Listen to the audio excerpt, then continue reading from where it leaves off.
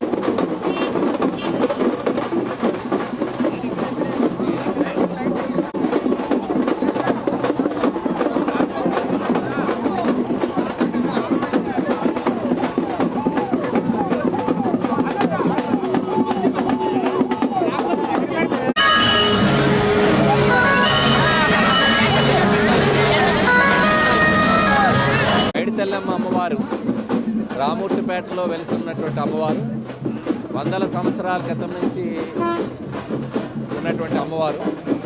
సింహాచలం సన్నిధిలో అమ్మవారిని వరహాలక్ష్మి నరసింహస్వామి సోదరిగా భావిస్తూ ఉంటాం. అడివరంలో కూడా ఒక గుడి ఉంది సింహాచలం సన్నిధిలో. ఇక్కడ కూడా ఎప్పటి నుంచో పూర్వీకుల నుంచి ఉన్నది. మా తాతగారి స్వగృహం అది, స్వగ్రామం అది.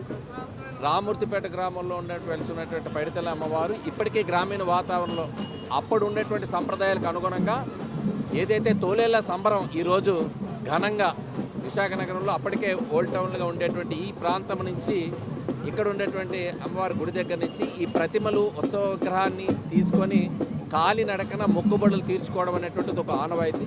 సో ఇక్కడి నుంచి నడుచుకుంటూ రామూర్తిపేట అమ్మవారి దగ్గరికి వెళ్ళి అక్కడ ఈ ప్రతిమలు చూపించిన తర్వాత ఒక రోజంతా కూడా వాళ్ళ ఇళ్ళ దగ్గర ఆ ప్రతిమలు పెట్టుకొని పూజించుకొని దీక్షలతో చేసుకుండి మళ్ళీ రేపు రాత్రి తిరిగి ఆ గుడి దగ్గరికి రావడం అనేటువంటిది ఈ తొలేళ్ల సంబరం తాలూకా ఉద్దేశం. సో ఇది ఈ రోజుది కాదు, ఎన్నో వందల ఏళ్ల నుంచి ఈ గ్రామం కూడా ప్రతి ఏడాది కూడా మరలా కమిటీలు ఆర్గనైజ్ చేసుకొని దీన్ని అప్పటి నుంచి ఏవైతే ఉన్నాయో ఆ ఆచారాలన్నీ కూడా కంటిన్యూ చేయడం అనేటువంటిది ఇక్కడ గమనార్హం. సో అలాంటి ఉత్సవంలో పాల్గొనడం నా అదృష్టంగా భావిస్తాను. ఇలాది ప్రతిమలతో వెళ్తూ ఉంటారు. ఈరోజు కూడా 300 కుటుంబాలు, అంటే ఆ ప్రతిమతో ఆ కుటుంబం మొక్కుబడి చేసుకున్నటువంటి వారి బంధువర్గాలతో కలిసి నడవటం అనేటువంటిది వేలాది సంఖ్యలో పాల్గొంటూ ఉంటారు. ఇక్కడ అమ్మవారి గుడి అనేటువంటిది మాకు ఈశాన్యంలో ఈ నియోజకవర్గంలో పైడితల్లి అమ్మవారి గుడి దగ్గర నుంచే మనం ఏ కార్యం పెట్టినా ఆ ప్రభుత్వ అధికార కార్యక్రమాలు కానీ పార్టీ కార్యక్రమాలు కానీ అక్కడి నుంచి మొదలు పెట్టడం అనేటువంటిది ఒక ఆనవాయితీగా ఉంది. ఆ సంప్రదాయాన్ని కొనసాగిస్తూ ఉన్నాం.